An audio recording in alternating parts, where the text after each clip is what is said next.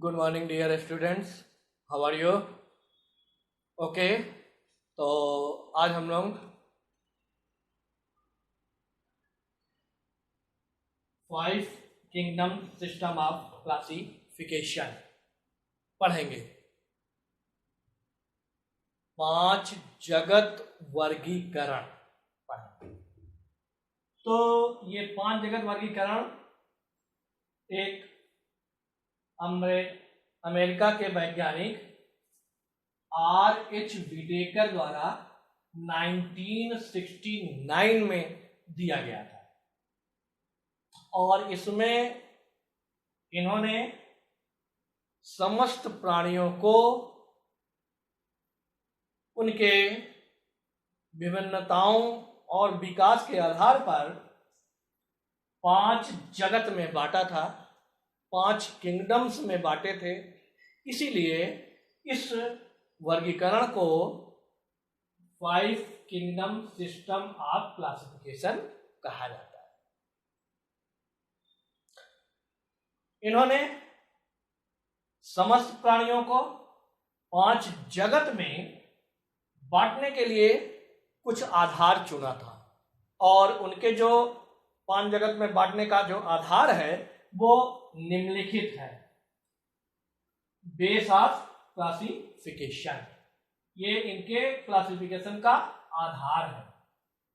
जैसे उन्होंने पहला आधार लिया था सेल स्ट्रक्चर, कोश की संरचना। तो कोश की संरचना में आज आपको मालूम है कि जीव जगत में कोशिकाएं 2 प्रकार की होती है, प्रोकैरियोटिक्स और यूकैरियोटिक्स। तो प्रोकैरियोटिक्स और यूकैरियोटिक्स की कोश की संरचना में काफी अंतर होता है। सबसे बड़ा अंतर जिसके आधार पे प्रोकैरियोट और यूकैरियोट कहा गया है वो है इनके केंद्रक की संरचना में। प्रोकैरियोट, प्रो माने होता है प्रारंभिक या आदि, है? प्रारंभिक या आदि प्रकार का, और कैरियोन माने केंद्रक, जिसका केंद्रक जो है प्रारंभिक अवस्था का होता है उसे प्रोकैरियोट कहा जाता है। अर्थात इसमें केंद्रीय पदार्थ तो होता है लेकिन केंद्रक और जीव द्रव को अलग करने के लिए केंद्रीय पदार्थ के चारों तरफ केंद्रक आवरण नहीं होता है। केंद्रक के चारों तरफ केंद्रक कला का अभाव होता है। और यूकैरियोटिक्स, यू माने ट्रू, वास्तविक केंद्रक वाला जो कोशिकाएं होती है उनको यूकैरियोट्स कहा जाता है, जिनमें वास्तविक केंद्रक होता है। अर्थात केंद्रक, केंद्रीय पदार्थ चारों तरफ से केंद्रक कला से, न्यूक्लियर मेम्ब्रेन से घिरा होता है। तो इसके अलावा भी इनमें और संरचनाएं होती है। जैसे इनमें और प्रोकैरियोट्स में के कोशिका द्रव में किसी प्रकार का कोशिकांग नहीं पाया जाता, जबकि यूकैरियोट्स में कोशिकांग पाए जाते हैं। माइटोकॉन्ड्रिया, गोल्गी काई, एंडोप्लाज्मिक रेटिकुलम, राइबोसोम और बहुत सी संरचनाएं। इनमें कोई कोशिकांग नहीं पाए जाते। राइबोसोम पाया जाता है लेकिन इसका राइबोसोम भी यूकैरियोट्स कोशिका के राइबोसोम से भिन्न होता है। इसमें 70S राइबोसोम पाया जाता है, यानी प्रोकैरियोट्स में 70S राइबोसोम पाया जाता है, जबकि यूकैरियोट्स में 70S की कुछ मात्रा भी होती है और ज्यादातर 80S राइबोसोम्स पाए जाते हैं। तो ये इनका एक आधार था। इसके आधार पर भी इन्होंने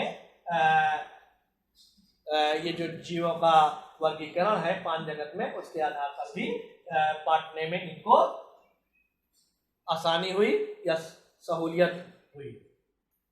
दूसरा है बॉडी स्ट्रक्चर्स। जीव जगत में जो यूकैरियोट्स प्राणी है, बहुकोशिकी यूकैरियोट्स या एक कोशिकी यूकैरियोट्स जो प्राणी है, इनकी जो बॉडी स्ट्रक्चर्स होता है, शारीरिक संरचना जो होती है, वो एक कोशिकी भी हो सकता है और एक से अधिक कोशिका भी हो सकता है। इसके आधार पर भी आर.एच.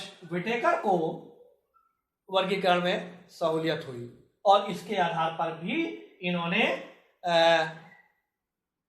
किंगडम्स को बांटा है, 5 किंगडम में बांटा है। इसका भी एक आधार बॉडी स्ट्रक्चर्स भी है। इसके अलावा जो बहुकोशिकीय होते हैं वो एक से अधिक कोशिकाओं के बने होते हैं। कोशिकाओं में फिर ऊतक होता है और जटिलताएं क्रम से बढ़ती जाती है। ऊतक से अंग बनते हैं, अंग से अंग तंत्र बनते हैं। तो इस तरह से विकास में क्रम से जटिलताएं बढ़ती गई और इन जटिलताओं के आधार पर भी इन्होंने 5 जगत क्लासिफिकेशन का एक आधार लिया। तीसरा लाइफ स्टाइल। ये जो प्राणी जगत है, इनमें पौधों की लाइफ स्टाइल, रहन सहन, स्वभाव, पोषण आदि में काफी भिन्नताएं होती है। पोषण के आधार पर भी कुछ प्राणी में अपने भोजन स्वयं बना लेने की क्षमता है, जिन्हें स्वपोषी या ऑटोट्रॉफ्स कहते हैं। वे प्राणी ऑटोट्रॉफिक होते हैं,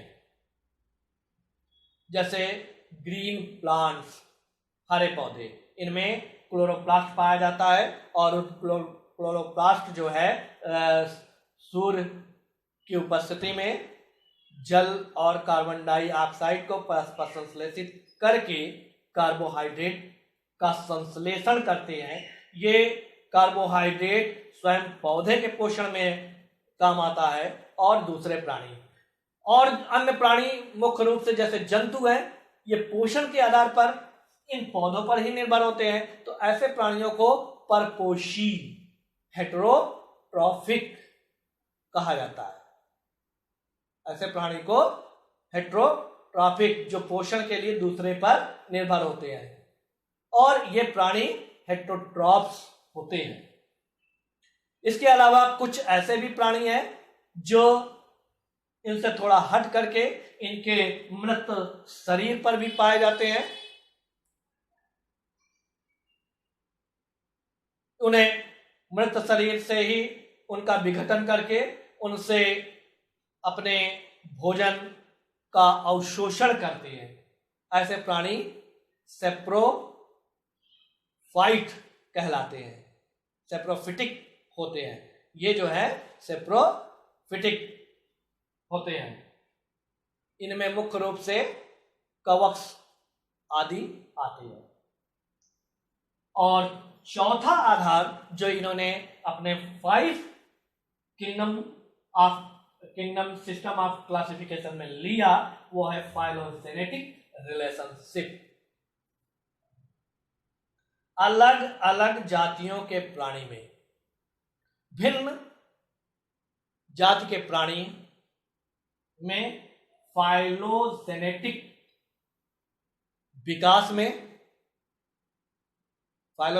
विकास में समानताएं और विभिन्नताएं होती है।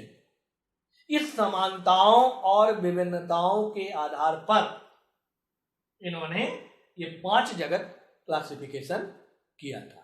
तो इन सारे आधारों के आधार पर ही अमेरिकी वैज्ञानिक आर.एच. विटेकर ने 1969 में समस्त प्राणियों को 5 जगत क्लासिफिकेशन किया, 5 जगतों में बांटा। अब ये 5 जगत कौन कौन से हैं? तो 5 जगत में number 1 Monera, protista, number 2 fungi, number 3 Plantae, number 4 और एनिमेलिया। इन सबके इन 5 जगत में बांटने का मुख्य आधार यही 4 है। तो नंबर 1 मोनेरा, सेल स्ट्रक्चर के आधार पर ये मोनेरा में सभी प्राणी यूनिसेलुलर यानी एक कोशिकीय होते हैं। सेल संरचना के आधार पर ही इनकी जो कोशिका होती है वो प्रोकैरियोटिक होती है। प्रोकैरियोटिक्स मैंने बता दिया है, इंसिपिएंट न्यूक्लियस वाला कोशिका जिनमें अस्पष्ट केंद्रक पाया जाता है या प्रारंभिक अवस्था का केंद्रक पाया जाता है, प्रोकैरियोटिक्स होते हैं, यानी इंसिपिएंट न्यूक्लियस पाया जाता है। ये मोनेरा जगत के प्राणी होते हैं। और प्रोकैरियोटिक की और क्या विशेषताएं होती है वो मैंने आपको अभी बताया था कि सेल स्ट्रक्चर के आधार पे। तो इसी सेल स्ट्रक्चर के आधार पर इन्होंने समस्त प्राणियों से मोनेरा को अलग कर दिया है। प्रोकैरियोटिक कोशिका वाले प्राणियों को अलग करके एक किंगडम की स्थापना की जिसको मोनेरा कहा गया। ठीक, इस मोनेरा के एग्जाम्पल बैक्टीरिया और ब्लू ग्रीन एल्गीज आते हैं। ये सभी एक कोशिकीय होते हैं, प्रोकैरियोटिक्स होते हैं, केंद्रक विहीन कोशिका वाली प्राणी होते हैं जो मोनेरा में होते हैं। ठीक, दूसरा किंगडम भी इन्होंने एक कोशिकीय प्राणियों का ही बनाया जिनको प्रोटिस्टा कहते हैं। और ये एक कोशिकीय माने मोनेरा में भी एक कोशिकीय है और प्रोटिस्टा में भी एक कोशिकीय है। लेकिन मोनेरा और प्रोटिस्टा में भिन्नता क्या है कि ये भी यूनिसेलुलर प्राणी ही होते हैं, लेकिन इनकी जो कोशिकाएं होती है वो यूकैरियोटिक होते हैं। इनमें ट्रू न्यूक्लियस, यूकैरियोटिक माने ट्रू न्यूक्लियस,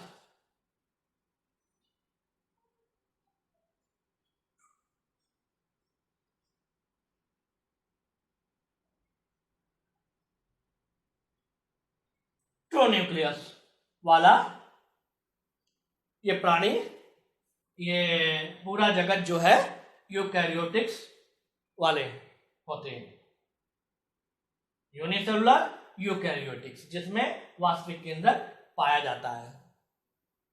और इसमें अन्य कोशिकांग भी पाए जाते हैं, लेकिन इनमें अन्य कोशिकांग नहीं पाए जाते। जैसे कि आपको बताया था कि mitochondria, Golgi, plastid, endoplasmic reticulum आदि आदि नहीं पाए जाते।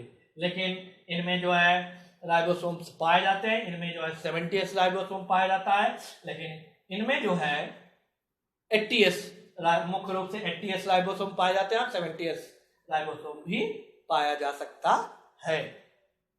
इसके उदाहरण प्रोटोजोआ संघ के सभी प्राणी, प्रोटोजोआ संघ के सभी प्राणी प्रोटिस्टा के अंतर्गत ही आते हैं, जैसे अमीबा, पैरामीशियम, यूग्लिना, वर्टिशियला आदि आदि।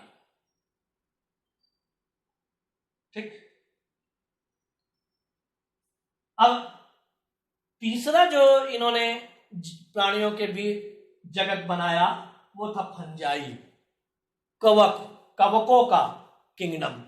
इसको जो है प्लांटी से अलग कर दिया और इसके लिए एक जगत बना दी, फंजाई। तो फंजाई जो है ये मल्टी सेलुलर, कुछ अपवाद स्वरूप कुछ को छोड़ करके अधिकांश जो है मल्टी सेलुलर होते हैं। ईस्ट एक कवक है, वो यूनिसेलुलर होता है, लेकिन अधिकांश जो है मल्टी सेलुलर होते हैं। हेटेरोट्रॉफ्स होते हैं, मल्टी सेलुलर और हेटेरोट्रॉफ्स होते हैं। जैसा हमने कहा था ना कि ये इन्होंने एक आधार लाइफ स्टाइल लिया था। लाइफ स्टाइल में मुख्य रूप से पोषण में यहां पे देखिए ये हेटेरोट्रॉफ्स माने परपोषी प्राणी होते हैं। और फंजाई तो मुख्य रूप से पैरासाइट या सेप्रोफाइट होते हैं, पैरासाइट अथवा सेप्रोफाइट्स होते हैं। इनमें क्लोरोप्लास्ट का अभाव होता है, इसमें जो है क्लोरोप्लास्ट का अभाव होता है, इसलिए ये अपना भोजन स्वयं नहीं बना पा। पौधों के हैं, लेकिन इसे प्लांटी से किस लिए अलग किया गया है? पोषण के आधार पर, क्योंकि ये अपना भोजन स्वयं नहीं बना पाते, ये परपोषी होते हैं। परपोषी में भी मुख्य रूप से पैरासाइट अथवा सेप्रोफाइट होते हैं। इनमें अन्य विशेषता यह है कि इनका जो सेलवाल है वो काइटिन का बना होता है। जब सेलवाल इनका काइटिन का बना होता है, ठीक है। तो इन विशेषताओं के में ये जो है अन्य पौधों से बिल्कुल भिन्न थे। इसके आधार पर ही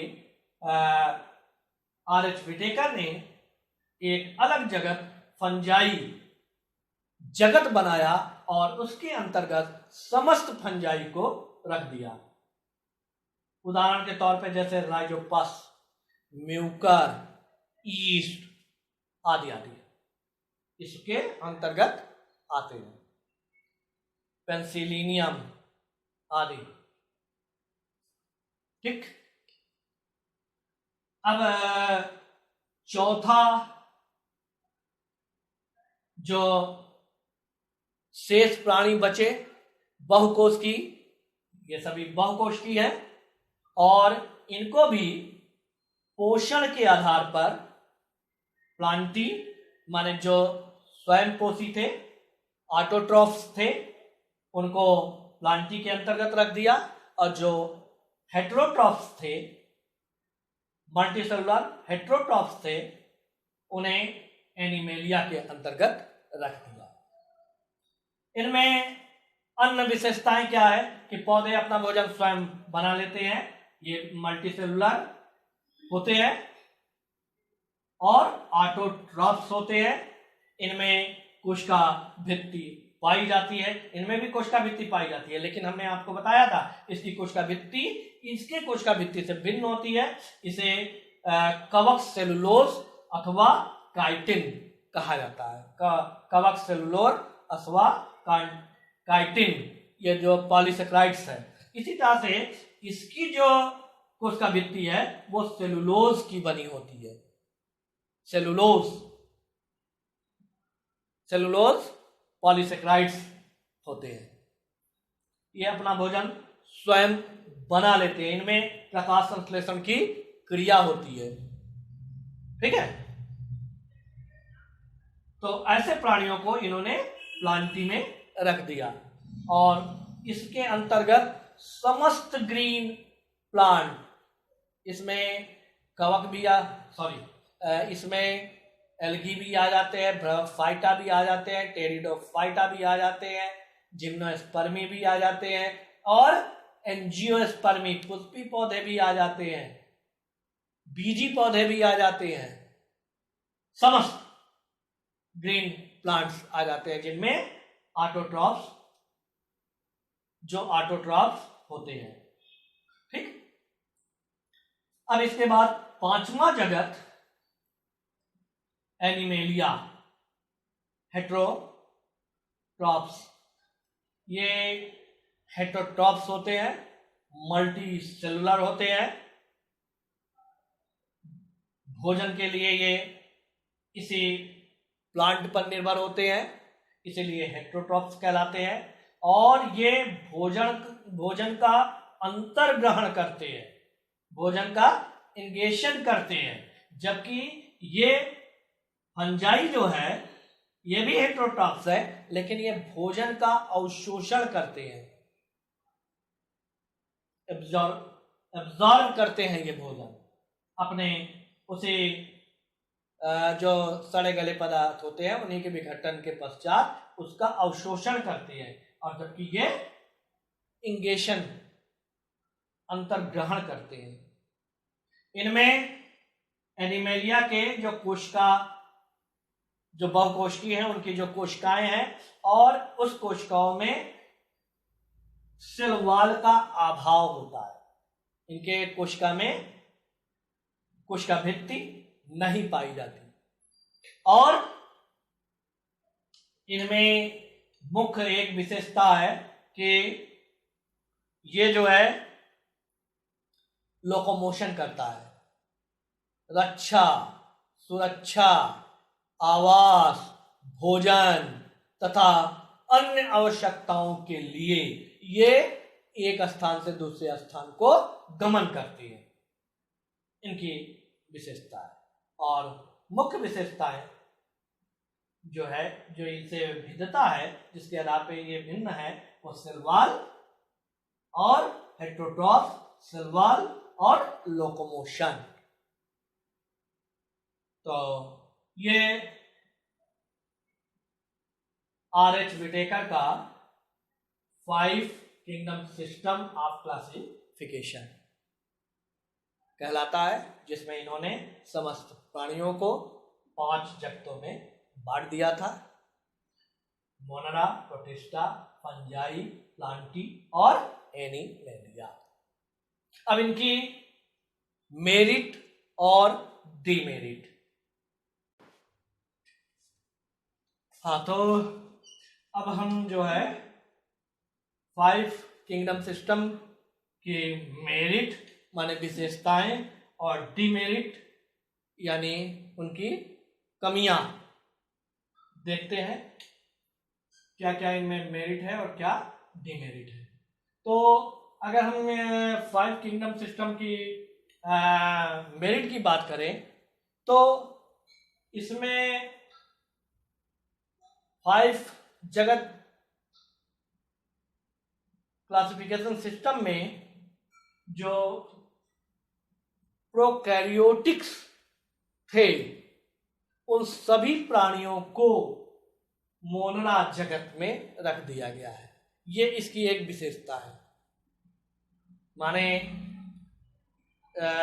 यूकैरियोट्स के जितने प्राणी थे उनसे बिल्कुल अलग करके प्रोकैरियोट्स जो प्रारंभिक केंद्रक वाले प्राणी थे इस सिस्टम में बिल्कुल अलग एक जगत के रूप में उनको स्थान दे दिया गया है। दूसरी इसकी मेरिट अगर देखोगे तो इसमें जो है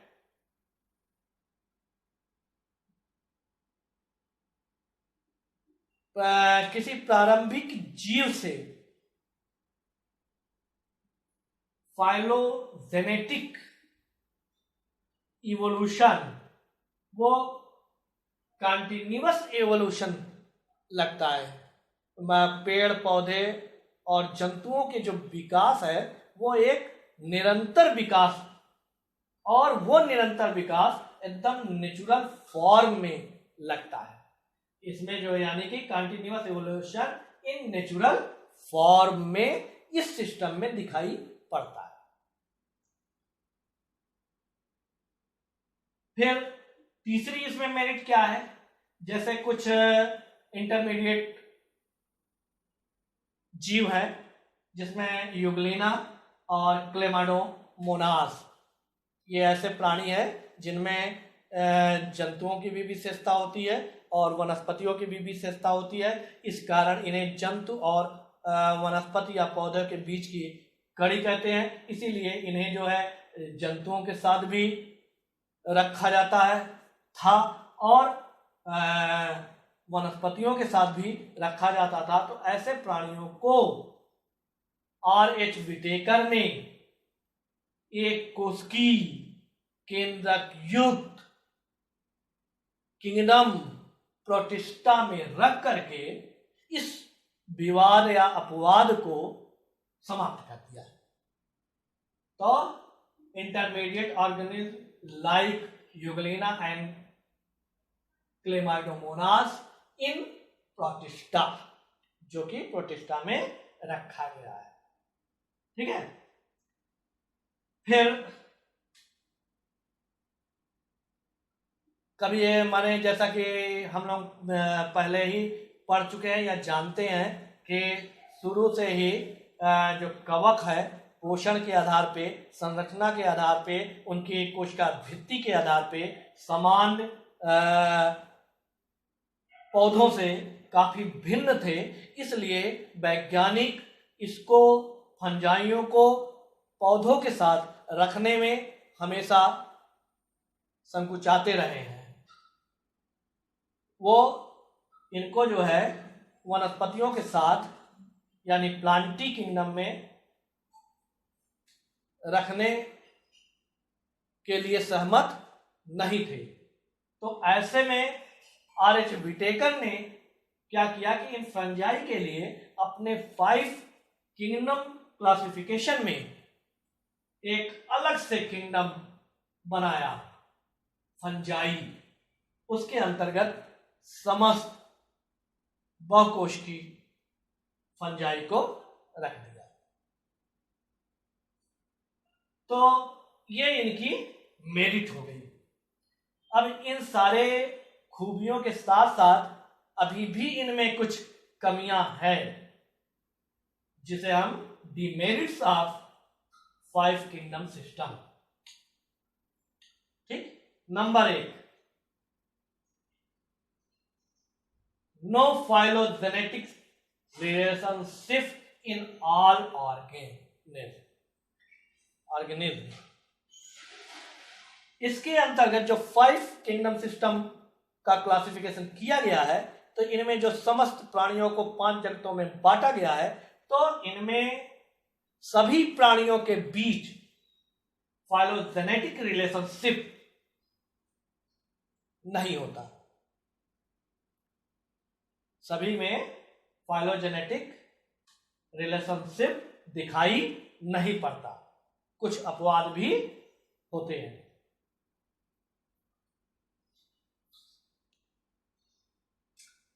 फिर इसमें दूसरी डिमेरिट क्या है? Algae are placed in 3 kingdom. इसमें जो सभी शैवाल हैं, उन सभी शैवालों को 3 अलग अलग जगत में स्थान दिया गया है। जैसे ब्लू ग्रीन एल्गी है, उनको मोनरा में रख दिया गया है। यूनिसेलुलर एल्गी जो है, उनको प्रोटिस्टा में रख दिया गया है। और मल्टीसेलुलर एल्गीज जो है, उन्हें किंगडम प्लांटी में रख दिया गया है। यह भी इसकी एक डिमेरिट है। और तीसरी अगर हम डिमेरिट की बात करें, तो वैसे तो ये जो 5 जगत किंगडम सिस्टम है, वो सेल संरचना के आधार पे है, बॉडी संरचना के आधार पे है, पोषण के आधार पे है। लेकिन इन विशेषताओं के साथ ही साथ इनमें बहुत सी कमियां अभी भी दिखाई पड़ती है। जैसे उदाहरण के तौर पे both walled cell and non walled cell, भित्ति युक्त कोशिका वाले जीव और कोशिका भित्ति विहीन सेल वाले ऑर्गेनिज्म, दोनों मोनोरा में भी स्थान पाते हैं और प्रोटिस्टा में भी स्थान पाते हैं। ये इसमें एक अपवाद है। इसी तरह से फोटोसिंथेटिक एंड नॉन फोटोसिंथेटिक प्राणी जिनमें प्रकाश संश्लेषण की क्षमता है और जिसमें प्रकाश संश्लेषण की क्षमता नहीं है, उन्हें भी मोनरा और प्रोटिस्टा दोनों में स्थान दिया गया है। माने कि फोटोसिंथेसिस वाले प्राणी भी है और बिना फोटोसिंथेसिस वाले भी, जिनमें फोटोसिंथेसिस की क्षमता नहीं है, वो भी मोनरा में भी रखे गए हैं और इसी प्रकार से दोनों ही प्रोटिस्टा में रखे गए हैं। इसी तरह से ईस्ट जो एक कोश की कवक है, जिसे एक कोश की प्रोटिस्टा में रखना चाहिए, लेकिन उसको जो है बहुकोश की फंजाई किंगडम के अंतर्गत रखा जाता है। तो ये इसकी मेरिट और डिमेरिट